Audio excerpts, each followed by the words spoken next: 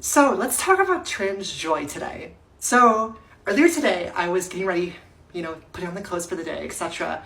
And I started thinking about all the bad things that are happening to trans people, in today's world. And I started getting down on myself. I'm sitting there thinking why did I do this? Why did I put myself in this situation? And I look in the mirror, and that's why. This alone, being able to look in the mirror every day and see this face staring back at me and knowing that is me, this body is my body. And that alone, that joy that I feel from finally being me, can battle any hate in this world. And just knowing where I came from, the sad, depressed person I was. And now I am so grateful for every second of every day. I just want every trans person today to take that time to realize how beautiful it is and how much joy there is in being you. Good news, everyone! Tonight, a life saved, celebrations in surprising states, a mayor in the making, and more. Good news starts right now.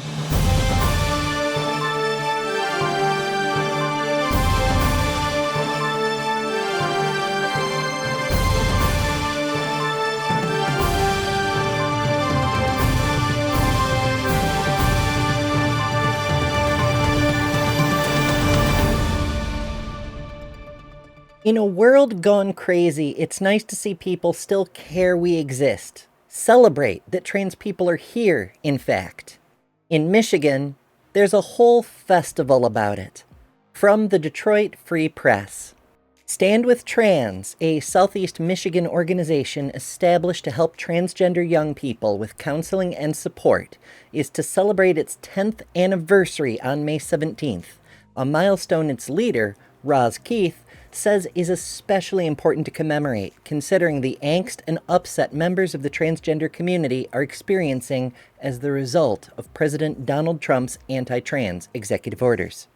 Stand with Trans facilitates mental health counseling for transgender young people throughout Michigan, offers virtual and in-person support groups for them and their families, and acts as a national clearinghouse for information on trans issues. Roz, who serves as the group's executive director, founded Stand with Trans because she and her family were unable to find resources when her son came out as transgender at age 13. The Detroit Free Press interviewed Keith ahead of Stand with Trans's first ever gala, scheduled to be held at the Henry Ford Health Pistons Performance Center in Detroit. The group planned a 5-year celebration but scrapped it due to the COVID-19 pandemic. Quote, "We knew we couldn't let a decade go by without celebrating in some big way," Keith said. The event, called Love Transcends, 10 Years of Trans Empowerment, is sold out. Quote, "We couldn't have known what was going to happen when we started planning, but especially given what's going on, there's so much upset and anxiety that this is just such a great way to celebrate the joy and celebrate trans identities. And also, 10 years is a big deal. There are small nonprofits that don't make it to 10 years, and we are specifically focused on this marginalized community. And there's been so much over the years. Just the battles, whether it's about the bathroom or using the right pronouns for a child in school, rights, access to gender-affirming care. There are so many potential complications and roadblocks and just a lot of barriers to access for the community. So the fact that Stand with Trans is here 10 years later, we've grown, we are providing resources, we are helping thousands and thousands of people. The work is really life-saving. People all over the country can contact us and say, "I'm looking for a therapist," or "I need to know how to get my name changed," or "what's going on with passports right now." It's really, really scary.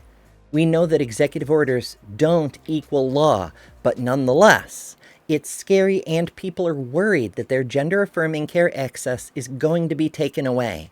that they're not going to be able to get their life-saving hormones, that they're not going to be able to access legal documents that reflect who they are. I mean, could you imagine if you're asked for your ID and the picture and name don't have anything to do with who you are? I keep saying we're living in dystopian times, but people are really frightened. I have to work on keeping up morale among my staff. Most of the staff are part of the community. They're struggling just like everybody else. On Gala's sponsorship in the current climate, she said, quote, "We're getting a lot of no's from corporate partners, and we're getting smaller contributions from corporate partners, if we're getting anything. There are still some who are right there with us, but we're getting a lot of corporate speak about how priorities have shifted. Sponsorship is definitely off from what I had hoped. The last event we had was before the election in November. Things were off a bit, but not in the way they are now. We're probably about 20% off from what I projected. But on inquiries, we're getting more. I think the first couple of weeks after the inauguration, our website visits went up by 150%.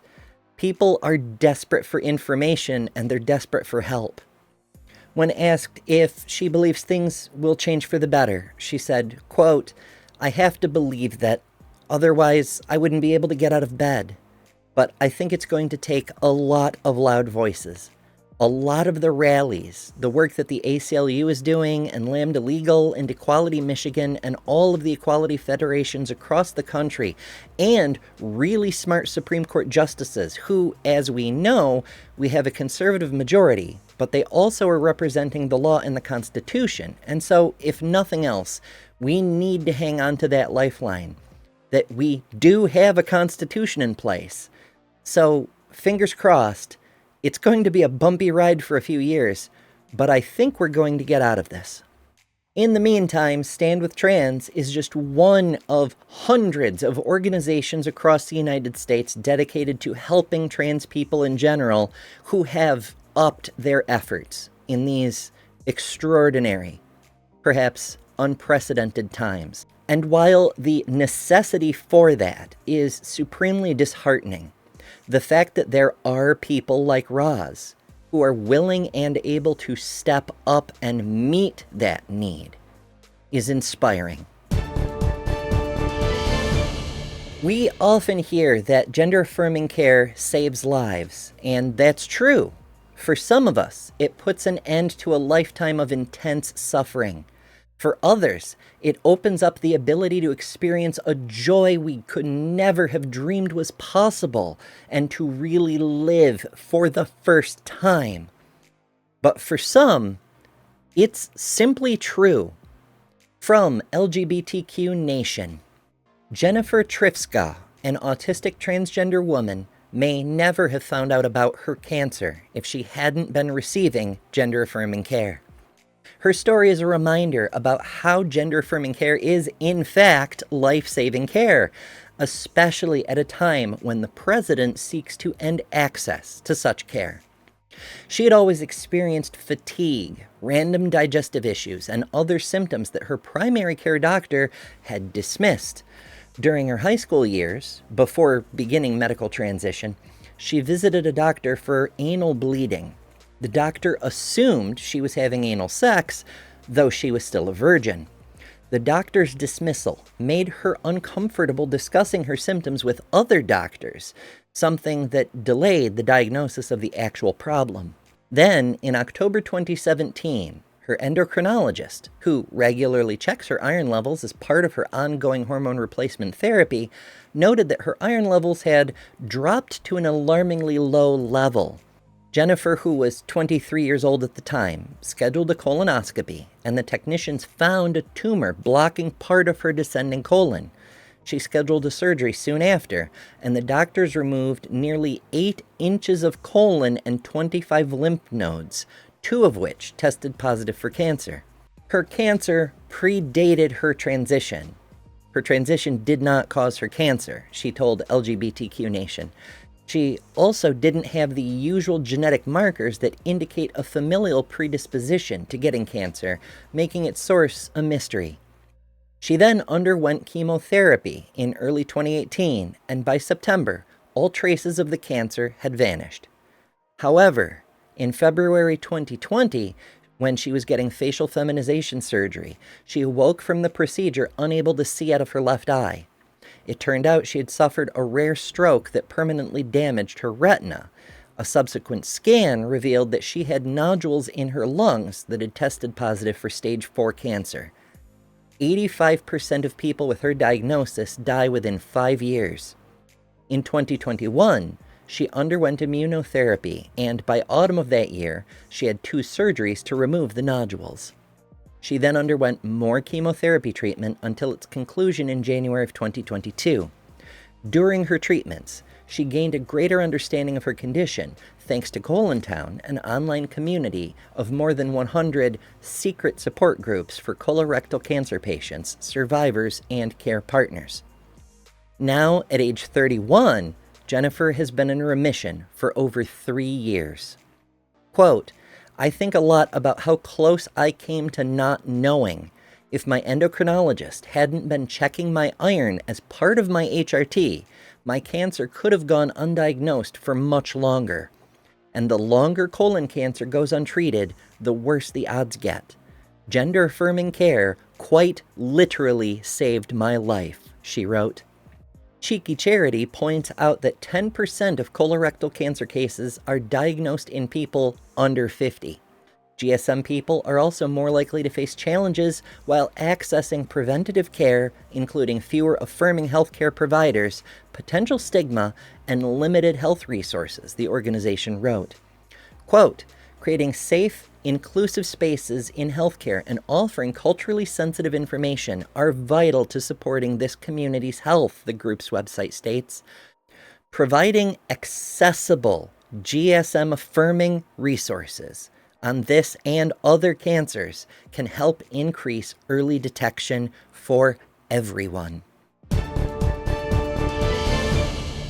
We're often told that anti-trans sentiment has reached a fever pitch in the United States, but the reality of daily life for trans people often tells a different story.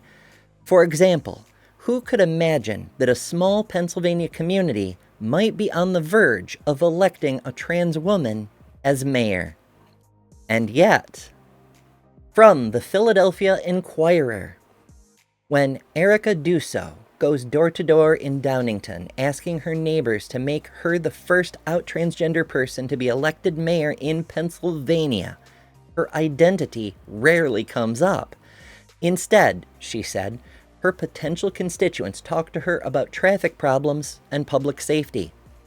A member of the Chester County Democratic Party's executive committee and board member on several local and statewide LGBTQ advocacy groups, Dusso said she chose to run for mayor to serve her community and maintain its good neighbor spirit.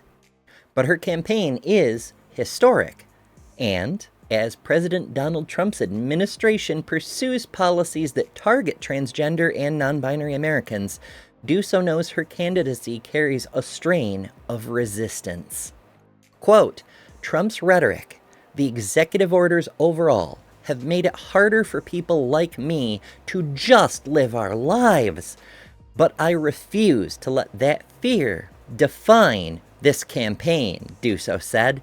"Some of the best pushback is just being visible." Dusso became politically active when Senator Bernie Sanders ran for president in 2016 on a platform of promising Medicare for all. She works in management at a pharmaceutical company and emphasizes her ability to build consensus and cut costs.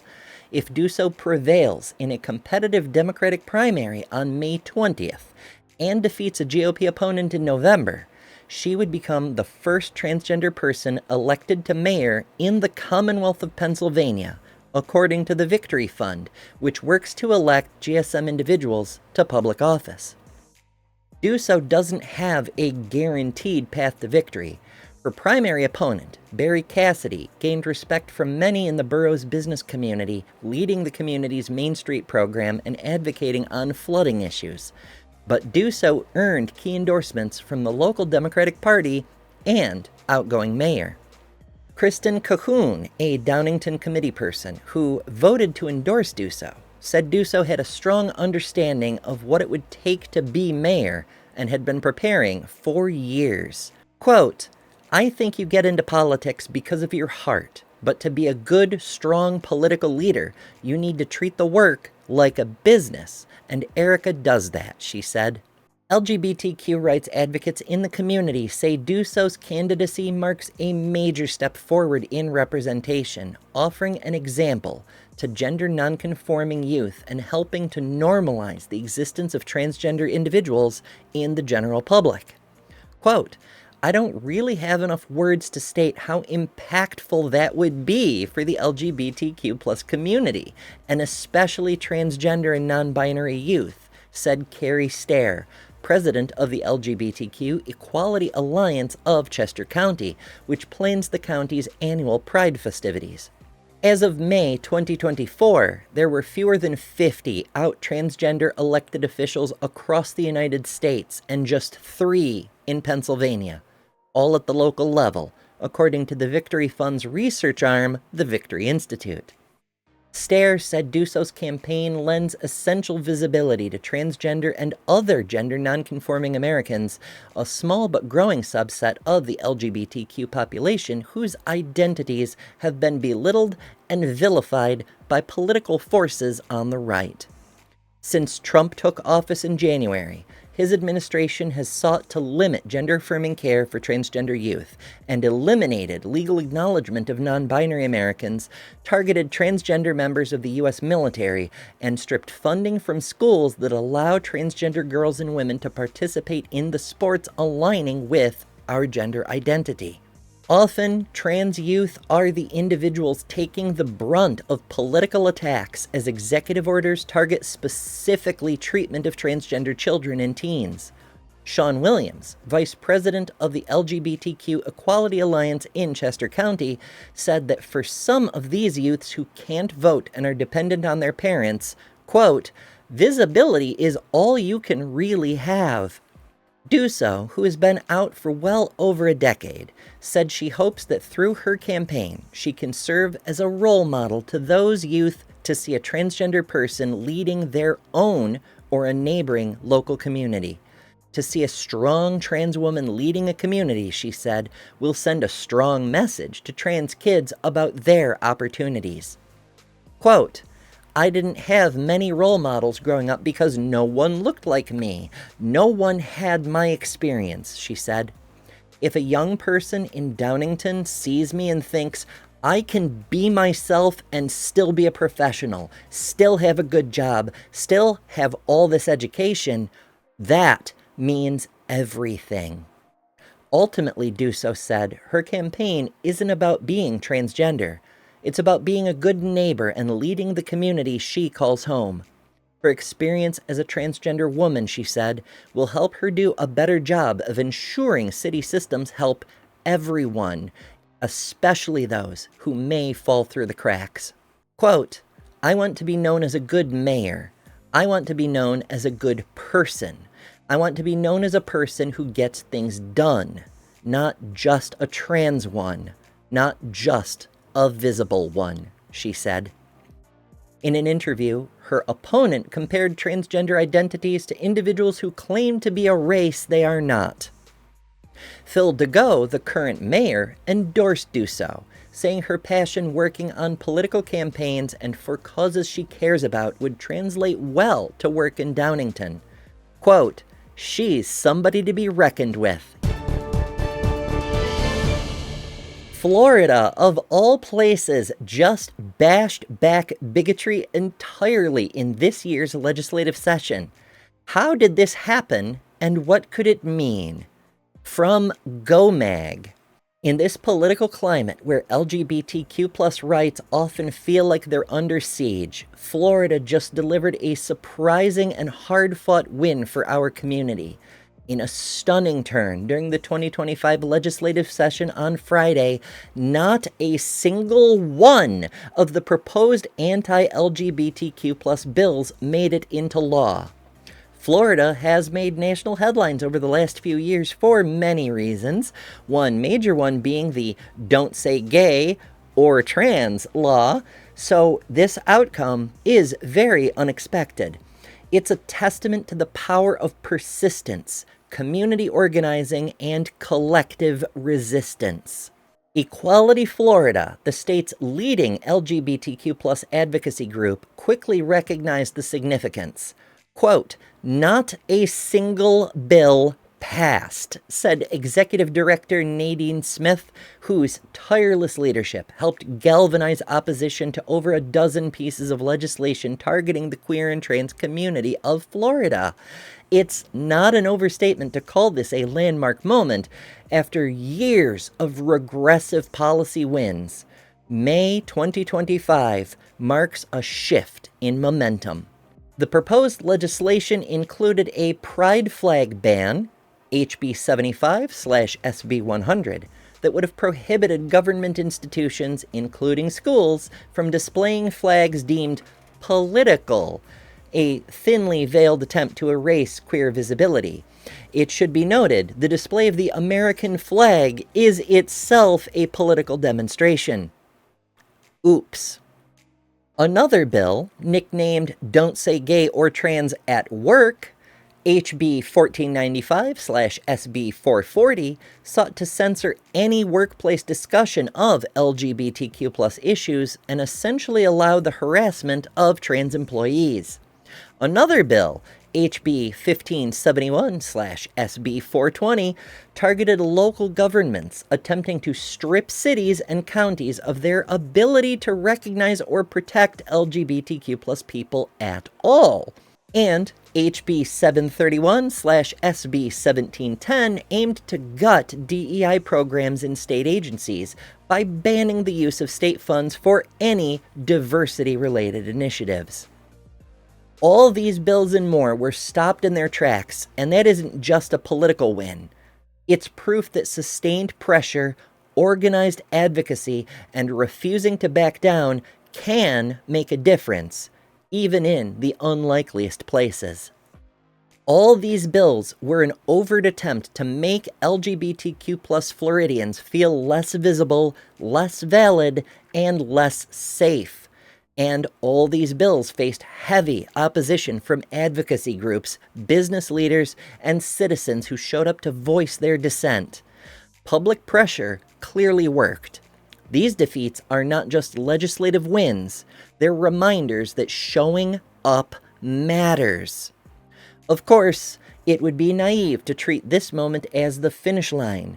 Florida still has several harmful laws in effect, the main one being the Facility Requirements Based on Sex Act, which mandates bathroom use based on sex assigned at birth. Still, what is most worthy of celebration is the breath of fresh air progress in a state where the LGBTQ plus community was feeling less and less welcome. It's also a reminder that Florida is not a monolith. For all the national press painting it as a lost cause, there are fierce advocates on the ground. Queer youth, elders, parents, teachers, healthcare providers, and everyday citizens who are standing their ground and refusing to be erased. There's something incredibly heartening about seeing the backlash actually work in our favor. The very extremity of these proposals galvanized enough not again style opposition to stop them. Maybe we're entering a new chapter of Florida politics where LGBTQ plus people are not just fighting to defend our rights, but beginning to win. It didn't come from a Supreme Court ruling or federal law, but from people in Florida who showed up, spoke out, and refused to back down. If you enjoy content like this, make sure to subscribe. Transpositions Weekly is the first and only weekly trans news show in the universe, and we need your help to keep this show going. Contribute at patreon.com/thetranspositions. Spread the word all over social media to let people know we're here. And tell us what stories matter to you by joining the community on Discord. Discord, of course, is where the memes live, and our meme of the week was posted by yours truly. And if you want to unlock your genetic presets, as well as open whole new skill trees leading to far greater joy, join us. Also, if you have good news concerning trans people you'd like to see reported on, you can tell us about that in the Discord as well. For the TransPositions, I've been Ember Belrad.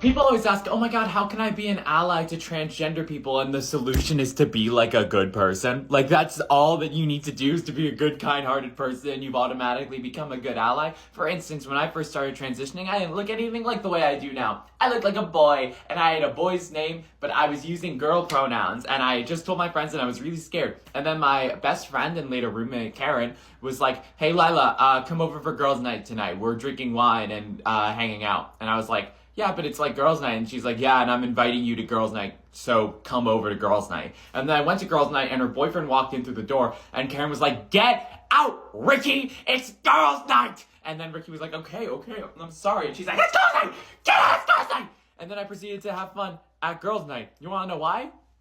Because Karen and her friends are kind-hearted people. And the only allyship that you need is good, kind-hearted people who are willing to stand up for you when the going gets tough. And the going gets real tough when you're transgender. So having people who are willing to advocate for you like that, or even just willing to spend time with you in the context of you being a woman, is so incredibly important.